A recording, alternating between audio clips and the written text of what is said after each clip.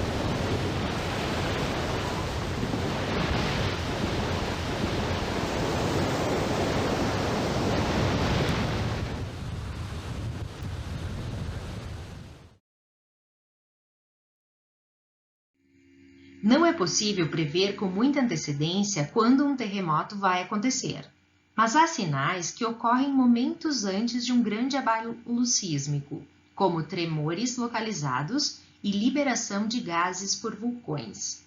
Existem sistemas e a população recebe treinamento para se proteger durante emergências desse tipo. No caso de maremotos, é preciso determinar ainda no mar se dará origem às ondas gigantes. Para tanto, existem sensores que conseguem reconhecer as mudanças da pressão da água. Boias instaladas na superfície do mar recebem a informação e a transmitem imediatamente para o centro de alarme, onde trabalham equipes de cientistas. Alarmes são soados, torcendo para que haja tempo hábil para o deslocamento da população a ser atingida. Uma vez que o abalo sísmico tenha ocorrido, podemos medir a intensidade das ondas sísmicas através de sismógrafos, aparelhos que detectam movimentos no solo. Charles Richter idealizou a escala Richter, que quantifica a energia liberada no foco do terremoto, escala que inicia no zero e aumenta de forma logarítmica até o infinito, teoricamente, podendo inclusive apresentar números negativos. Quanto maior a intensidade de um terremoto, maior será seu potencial de destruição, que depende de outros fatores, como a distância e a profundidade da origem do tremor, as condições do terreno e os tipos de construções na região. Giuseppe Mercalli criou a escala Mercalli, que se baseia nos efeitos ou danos produzidos nas estruturas e percebido pelas pessoas nas imediações do abalo. Para o mesmo sismo, a intensidade pode ser diferente em diversas localidades reportadas. Uma vez que depende da observação humana, tem importância apenas qualitativa e não deve ser interpretada em termos absolutos. O mapa destaca e aponta os locais de maior incidência de terremotos no planeta. Observe como coincidem com os limites das placas tectônicas. Nas regiões mais afetadas por abalos sísmicos, como o Japão, as construções são projetadas para suportar tremores. O Brasil fica no centro da placa sul-americana, longe das regiões limítrofes. No entanto, ocorrem pequenos tremores de menor intensidade, que geralmente não são sentidos, em regiões de fraturas geológicas. No século XX, mais de 100 abalos sísmicos entre 5 e 6 pontos na escala Richter foram registrados. O vulcão é uma estrutura geológica representada por uma abertura na crosta terrestre de onde derrama lava, cinzas, rochas sólidas, chamadas de piroclastos, vapor d'água e outros gases. Normalmente formados nos limites entre as placas tectônicas, são frequentemente formados por um cone, formado por material vulcânico, e uma cratera ou abertura por onde o material do manto da Terra chega à superfície. O caminho por onde o magma em estado líquido ou semilíquido passam até atingir a cratera forma a chaminé vulcânica. Abaixo do vulcão fica a câmara magmática, um reservatório de magma submetido a grandes pressões, que quando eventualmente atinge a superfície, transforma-se em lava e origina uma erupção vulcânica. Quando a pressão do magma no reservatório aumenta, ele é expelido na crosta terrestre. A atividade vulcânica varia de acordo com as propriedades químicas do magma, sua temperatura, os níveis de gás e água e as condições de expulsão da matéria. Vulcões ativos podem entrar em erupção frequentemente, com grandes explosões, até passarem longos períodos sem atividade e expelirem apenas pequenos volumes de gás.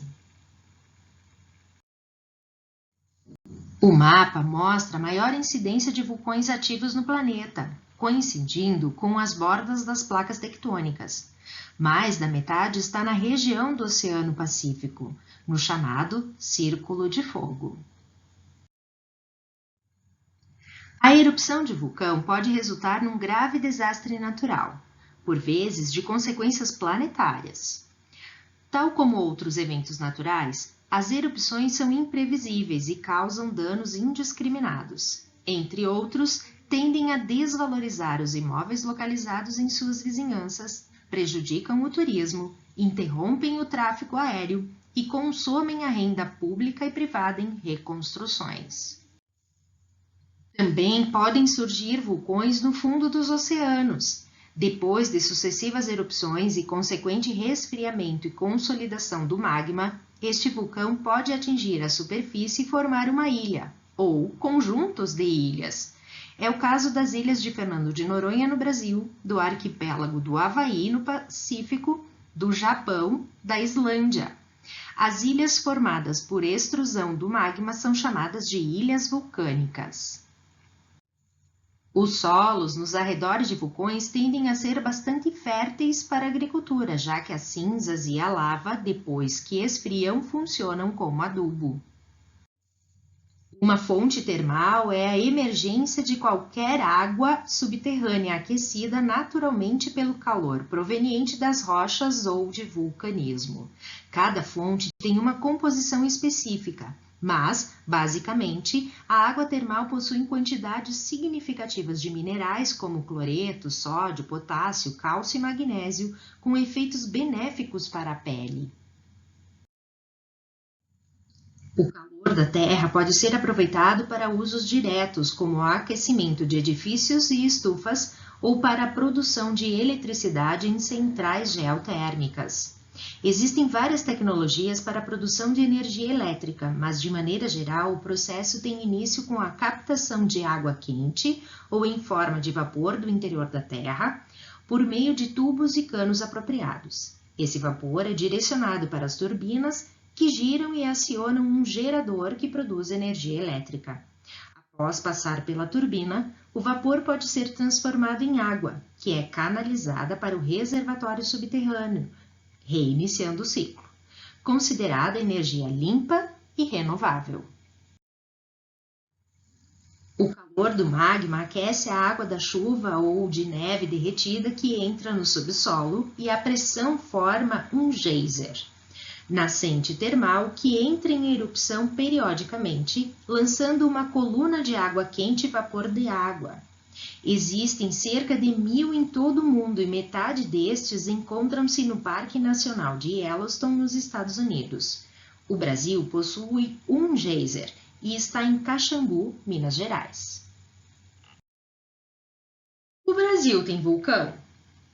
Os brasileiros podem ficar descansados, porque atualmente não há nenhum vulcão em atividade no Brasil do qual se tenha conhecimento oficialmente. Porém, não foi sempre assim. O Brasil costumava ser um território cheio de vulcões que estavam constantemente entrando em erupção de norte a sul do país. Pode ser difícil de acreditar, mas a verdade é que o vulcão mais antigo do mundo foi descoberto em terras brasileiras. Sua idade é de aproximadamente 1 bilhão e 900 milhões de anos e fica na região amazônica. Essas atividades vulcânicas enriqueceram o solo e formou extensos depósitos de minerais preciosos. Além deste vulcão inativo, está em espera de confirmação científica a existência de outro vulcão inativo na cidade de Nova Iguaçu, Rio de Janeiro.